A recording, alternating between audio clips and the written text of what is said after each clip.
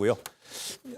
중국 산둥성에서 일어난 그 580m 아래에 있는 금광 폭발 사고 짚어보겠습니다. 오늘로 사건 발생 11일째인데 매몰된 노동자 가운데 일부의 생존이 확인됐다고 그럽니다. 그러니까 저 금광이 네. 매몰이 됐던 거는 10일이고 이제 17일 날 연락이 닿았어요. 어떻게 닿냐면은 이렇게 매몰된 금광에다가 드릴을 뚫어가지고는 그 안에다 파이프를 넣어가지고는 이렇게 전달을 했는데 일단은 약품이라든지 음식 같은 거를 전달을 했고 네. 파이프 두드려가지고 생존을 확인한 다음에 그런 다음에는 저 밑에 갇힌 광부들이 가족들이나 지인들한테 이게 편지를 썼다는 거예요. 그래서 이걸 플라스틱 병에다가 넣고 겹겹이 싸가지고는 파이프에 또 붙여가지고 올렸다고 하니까 편지에 무슨 내용이 있었는지는 이제 윤정식 기자가 설명해드리겠습니다. 네, 어때요, 윤 기자?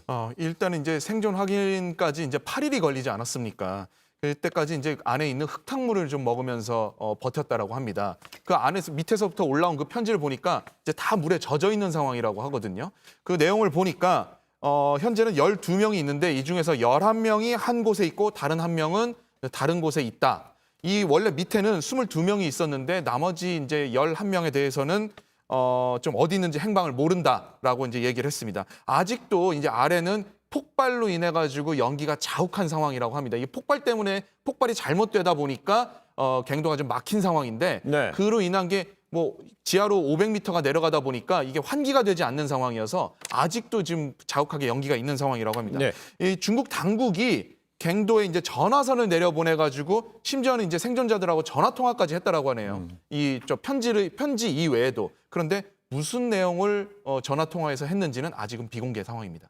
근데 이번 사고가 보니까 발생한 지 거의 만 사흘 정도가 지나서 업체가 당국에 폭발 사고 신고를 했다면서요? 그러니까 10일 날 오후에 네. 금광이 매몰이 됐는데 당국에 신고를 한 거는 그 다음 날 밤인 거예요. 그러니까 30시간 정도 지나서 신고를 했으니까는 구조 작업이 빨리 이루어지지 않았고 그 동안에 또 계속 매몰이 이루어졌으면은 나중에 추후에 이게 구조 신고가 들어왔다고 하더라도 드릴을 파는데 더 어려움을 겪을 거 아니에요. 네. 그래서 지금 중국은 상당히 빠른 것 같아요. 업체 관계자 3명 벌써 늑장보고로 구류돼서 엄중 처벌될 예정이라고 하고 네. 책임자인 당석이랑 지방당국 고위직도 이미 면직 처리가 됐다고 하네요. 폭발 사고 이후에 30시간이 지난 다음에 보고했다는 거네요.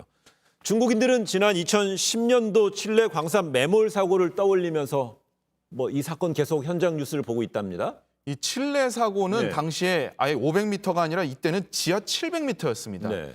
그때 이제 광부 33명이 갇혔었는데 17일 만에 이제 생존 쪽지 보내고 69일 만에 생존을 해서 나왔습니다. 그렇기 때문에 이런 기적을 좀 바라고 있는 상황이고 이 광산 사고는 아니지만 우리나라도 이제 모두가 기억하는 비슷한 사례가 있습니다.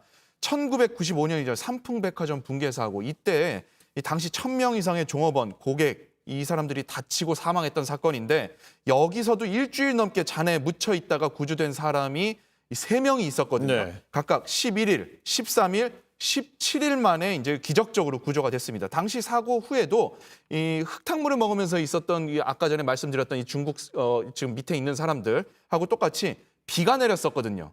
그 사고 직후에 네. 이 빗물을 마시면서 이 견디면서 나중에 구조 상황까지 기다렸다라고 합니다. 하지만 구조된 이후에 사고 당시 트라우마를 이기지 못하고 있는 사람들이 아직도 있다라고 하니까 이게 심상치는 않은 일입니다. 네.